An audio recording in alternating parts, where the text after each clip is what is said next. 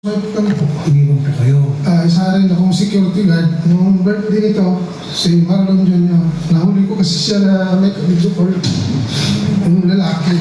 Hindi po kayo kasali. Hindi po. Ang masakit na sa akin, sir, yung bata, lumaki sa akin ng 8 buwan. Meron siyang anak sa ibang lalaki. Opo, inako ko na po para hindi masira yung pamilya namin. Pero ngayon, nung umalis siya, tinangay niya. Dinala niya po. Pero itong hindi mainiwan niya sa'yo. Oo. Tapos, sir, yung nag-away kami nung sa Pampanga kasi ako nag-duty pang gabi. Hindi ako makakatulog dahil nakita ko yung anak ko na hulog sa Simon. Ito, matay. Ginawa ko naman lahat. Bakit nagawa niya sa akin yun? Tapos nung, hindi na ako napagtrabaho dahil hindi ko maiwan yung anak ko. Oo, kasi Ito, dami nila. muntik na nakagat ng aso. Ito, nahulog sa tricycle. Hindi na So pinag... ngayon po, hindi na kayo nakapagtrabaho dahil binabantay niyo silang lima. Opo.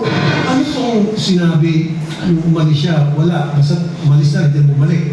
Ang sabi na sa mga anak ko na, sabi ng mga anak ko, umuwi si mama dito, nagkuha lang ng damit kong bata. Wala ka daw doon. Ang sa akin, yung panganay ko na 15 years old, yun po nag-aalaga sa kanila.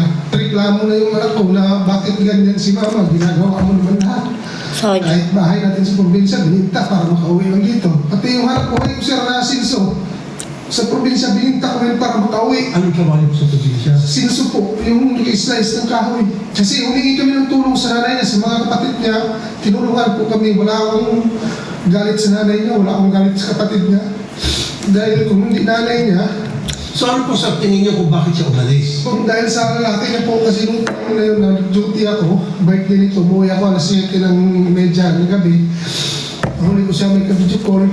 Tapos siya, niyaya ko siya bilang asawa, sabi ko, kain na tayo. Hindi siya kumain. Hanggang sa nagalit sa akin, hanggang sa nag-away kami.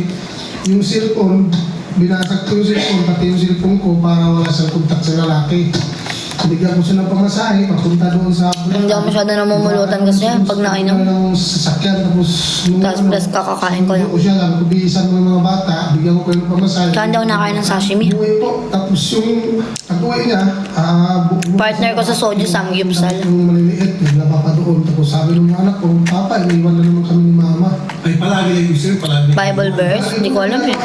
Kahit ito, kumugulong na sa harap ng eskwelahan, hindi niya Kung matandaan. Sabi ng mga tricycle driver, wala rin mama mo, hindi na yung pupunta, hindi na babalik. Uwi ka na lang doon sa bahay.